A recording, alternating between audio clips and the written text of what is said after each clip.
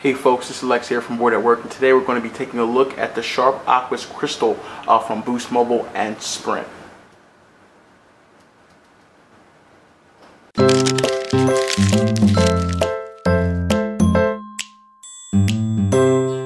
Sharp Aquos Crystal is definitely a different type of device. We did actually go to the launch of it in New York a couple weeks ago, and at that time they pretty much told us that this was a budget device, which is very surprising since it's basically showing a bezel-less display. This thing is amazing in person, but overall is definitely different from what you'll get for $150 off contract from Boost Mobile. Now overall, now this is also on contract on Sprint, and you can get it for a different pricing, we'll talk about later on in the review, but just in general, this is a very different device. But before we even get into this, we're going to take a look inside the box and see what you get. As you can see here, this is the Boost Mobile version, and this is the one that costs $150 off contract, so it's pretty amazing. You can see here you get your monthly, all the perks that go with having Boost Mobile and that service. As you can see here, you do have the Aquos Crystal at the bottom there. Now flipping on the back, it's pretty much generic as all Boost Mobile packages. Opening it up, you pretty much have what is Android. It's running Android 4.3, I believe. I'll recheck that inside the phone. So as I open this up, basically you get your user guide and manual, things that people don't even open up. And this thing's thick. I don't know why it's this thick, but that's pretty much how it works. And opening this up here, these things are always difficult to open. As you can see, we have that, and you just get a charging cable. Now it does come with an adapter, but that is currently at home, so just let you know that does come with that. But other than that, that's all you get inside the box. Now that we're finished seeing what's inside the box, we're going to take a look at the actual hardware of this device. As you can see here, this is this new bezel-less technology. I mean, words cannot do it justice, guys. This thing is beautiful in hand. This really is edge to edge. This is no gimmick. There is no bezel at all along the exterior of the display. But this is a 5-inch display, and it is 720p HD, so the pixels per inch are pretty good. They're not too bad, and it is pretty much having a new type of earpiece, because in order to make this happen, they didn't want to have that earpiece up there, so the entire display is used for an earpiece, which is using some kind of vibration technology, which is really cool. And again, this is $150 off contract, so you really can't complain. You do have a front-facing camera, you do have the notification LED, you do have the mic as well, and then the Aquos logo there at the bottom. And when you actually do selfies, they actually tell you to kind of flip this like this, so you can actually take it. So it's not too much of a hassle, but it is different. On the back here, you do have an 8-megapixel camera with a single LED flash, and the back here is removable. So we're actually going to do that now. As you can see, it's very flimsy, nothing too crazy. And inside here, you do have a 2040 mAh battery pack. Now the processor inside is a Snapdragon 400 processor, quad core, runs efficiently, runs on the Moto G, runs on the 2nd generation Moto G. Pretty much a pretty decent processor for low budget devices. Micro SD slot, SIM card slot, as well as having 16 gigabytes of onboard storage. So really no complaints there overall with the hardware. I'm going to put this back on here now. This is the white model, and you would think that these little dimples in the back here are speaker grills. It's just a design. The speaker grill is actually in the back here, so really not too bad in volume. You'll see that, and there's also a noise canceling mic there on the back. Let's close this up. On the side here, you do have nothing. It's pretty streamlined. This is actual metal, guys. Again, I cannot stress the quality of this device for the price. It is pretty awesome. You do have a micro USB there with a mic. Scrolling here as well, you do have a volume rocker, pretty good tactile feedback, and more just streamlined metal.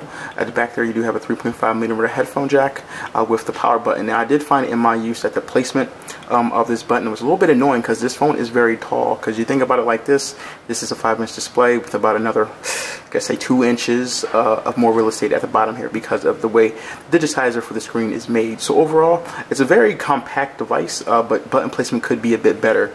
At the bottom there, as you can see there, you have all your assortment of ports. There's really nothing else to show, but overall this hardware is pretty awesome. Pretty good heft to it too as well.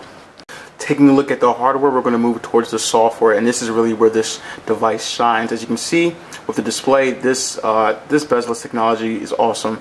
I mean, even with the specs being mediocre at best, I wanted to use this as my main device solely for the design. Aesthetic design is really important to me. It's pretty important to most people, but overall this screen is decent. As you can see here, the viewing angles are pretty awesome. For a 720p HD display, there really is no problem whatsoever from all angles.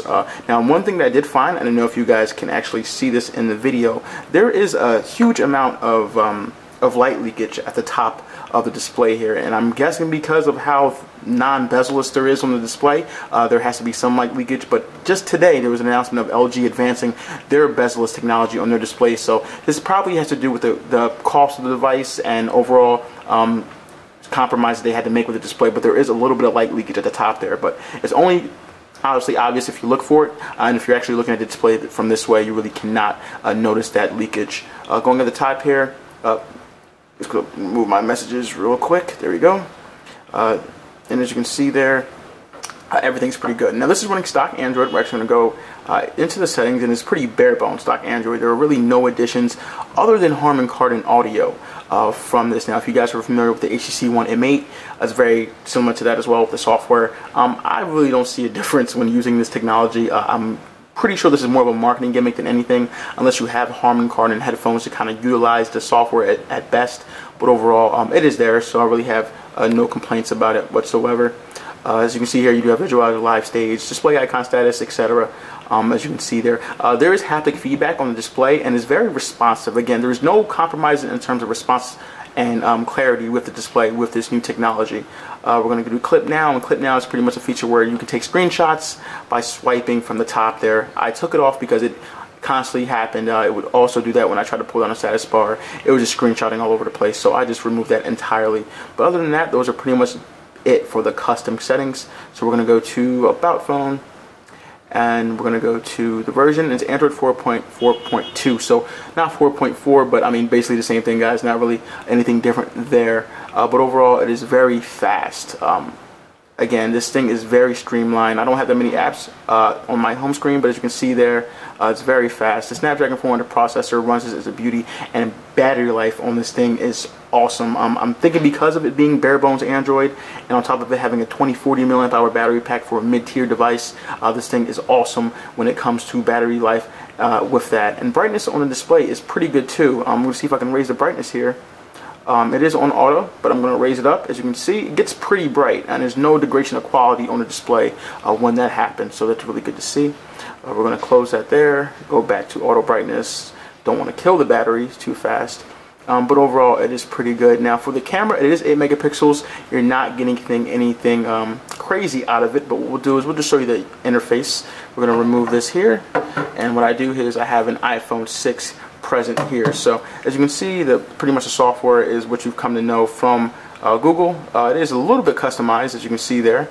You do have different various settings along the side there, so you get more options, very similar to an HTC One M8, and you can actually control all your settings. But overall, the camera is very basic. Photos are average at best. You do need great lighting conditions. The flash really doesn't do anything for dark spots. But overall, it's definitely a decent camera for 150 bucks. Again, so with that, you see here, it's weird. There's like this weird white spot at the top of the display. I don't know what that is. We're going to see if maybe the display has some issues here. We're going to see what that is actually. Let's change the wallpaper. Maybe it's just the wallpaper. Okay, it is just a wallpaper. I was confused at first. I thought maybe my unit was dysfunctional for the video, but it was just the wallpaper. And as you can see there on the display, colors are vibrant. And it is LCD. This is an AMOLED, so there's really no issue there. Outside visibility again is decent, but again, this isn't a software review. This is more showing the hardware of this device. And the metal, it feels great. It's very similar to the Moto X 2nd generation when it comes to the exterior of the device. This is a must buy, guys. I can't stress this enough. If you're on Sprint, I do believe the price is $200 on contract. We're actually going to verify that. We'll let you know. But off contract for Boost Mobile, you get this for $150. So I really think you should go with the off contract pricing. Availability is now. You can purchase it whenever. You can do it off the internet and at Sprint stores. But this is probably the best low budget device.